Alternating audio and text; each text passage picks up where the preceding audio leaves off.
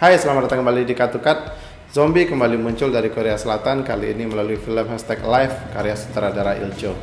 Film ini mungkin adalah film kesekian yang bertema zombie setelah Train to Busan, Peninsula, dan lain-lain. Kali ini sedikit berbeda. Kemunculan zombie kali ini diceritakan melalui perspektif seorang anak muda bernama Junwo yang merupakan seorang gamer yang mungkin sedikit social awkward ataupun introvert. Bagi saya, premis #Alive sebetulnya cukup menarik, yaitu kemunculan pandemi zombie secara tiba-tiba di Korea Selatan yang membuat keseluruhan kota luluh lantak sehingga hampir semua orang terinfeksi virus ini dan berubah menjadi kanibal. Junwo adalah seorang warga yang berhasil survive atau setidaknya yang berhasil selamat dari kejaran para zombie ini karena kebetulan Junwo sedang berada di apartemennya sedang sibuk bermain game. Pandemi ini muncul tiba-tiba dan kebanyakan orang kesulitan mencerna apa yang terjadi, termasuk Junwo sendiri, sehingga akhirnya dia paham tentunya melalui siaran televisi, sehingga akhirnya dia tidak punya pilihan lain selain bertahan di apartemennya. Masalah muncul kemudian ketika saat dia berada di apartemennya, saat dia bertahan di apartemennya, dia tidak memiliki stok makanan yang cukup, saluran air, listrik, dan sebagainya juga mati, sehingga yang dia bisa lakukan hanya berdiam diri di apartemennya, sehingga akhirnya dia depresi dan berupaya bunuh diri. Sampai di sini sebetulnya premis #Alive cukup menarik bagi saya. Film #Alive sedikit mengingatkan saya pada beberapa film yang mungkin harus saya akui bahwa film ini sedikit mengingatkan saya pada Train to Busan karena memang melibatkan zombie. Kedua, film ini mengingatkan saya juga pada film India berjudul Trap yang bercerita tentang seorang karakter yang terkurung di apartemen dan berupaya survive karena tidak bisa keluar dari apartemennya. Ketika menonton #Alive, saya merasa film ini adalah kombinasi dari dua film ini. Bedanya sedikit, yaitu Trap tidak ada zombinya karena ini murni film tentang bagaimana survive di apartemen yang terkunci dari luar.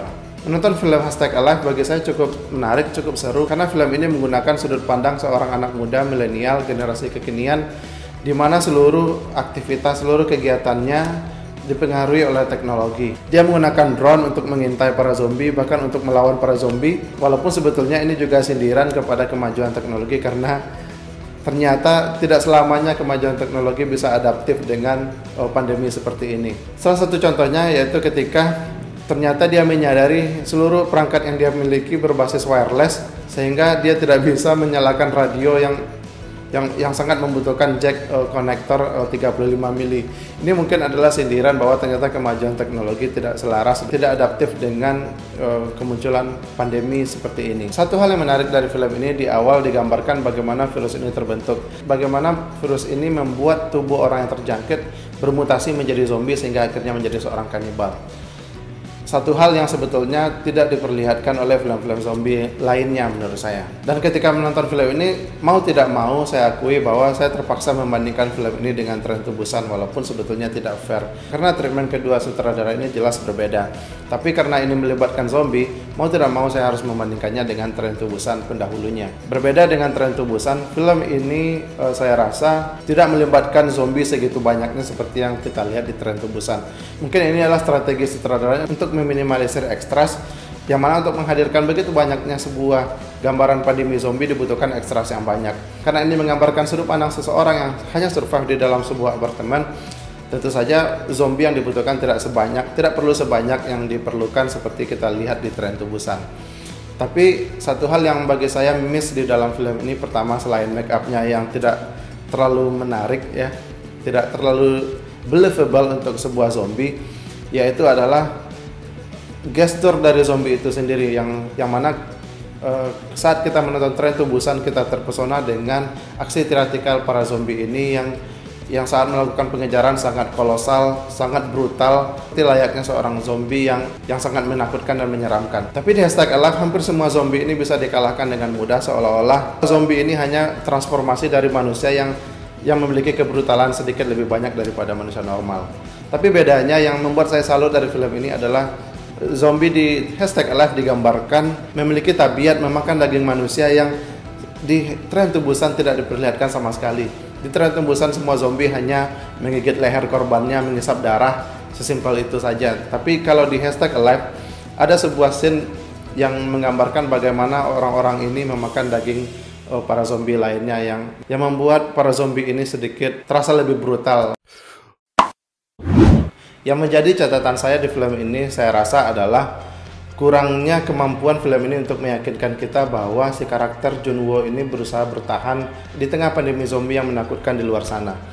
Dia bertahan berhari-hari di apartemennya dengan kekurangan logistik, kekurangan makanan, tidak ada listrik, tidak ada air, tapi secara fisik dia terlihat masih segar. Bahkan setelah lebih dari 2 minggu dia terlihat masih segar, tidak terlihat seperti orang yang dehidrasi ataupun kelaparan. Saya rasa yang menyelamatkan film ini adalah beberapa gimmick tentunya, salah satunya penggunaan drone dan bagaimana cara si karakter berkirim makanan, berkirim logistik dari satu apartemen ke apartemen lainnya.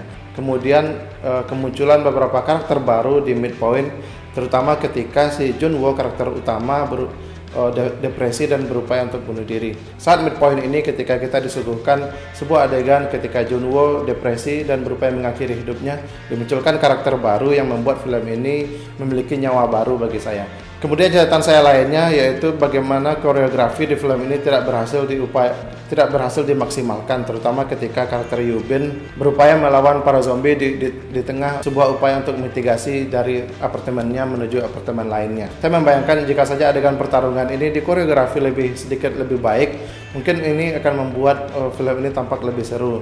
Dan saya bisa menebak pasti beberapa orang akan menganggap film ini miss secara logika, terutama di endingnya ketika kemunculan helikopter yang antah berantah dari bawah apartemen tahu-tahu muncul sementara karakternya sudah hampir fed up, sudah hampir depresi karena suara helikopter sudah hilang dari pendengaran mereka. Tahu-tahu ketika mereka sampai di puncak konfliknya, tahu-tahu sebuah twist muncul, yaitu sebuah helikopter muncul dari bawah apartemen yang saya rasa sangat berpotensi untuk dipertanyakan secara logis.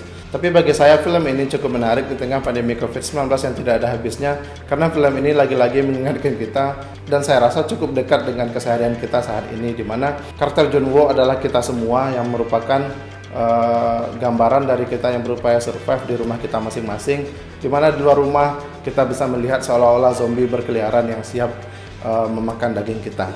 Dan setidaknya bagi saya film ini jauh lebih baik dari Peninsula.